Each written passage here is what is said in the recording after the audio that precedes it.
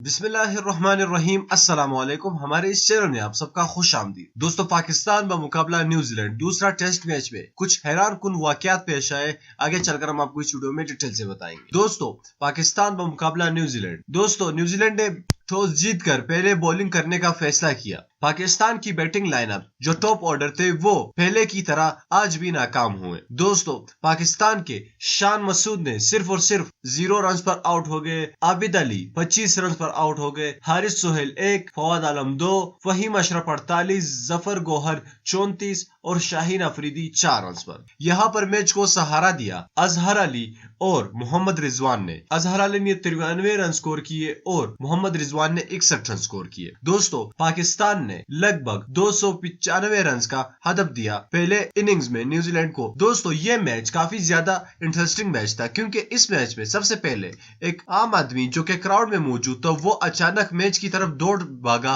और अंपायर ने उन्हें पकड़ लिया जल्द ही।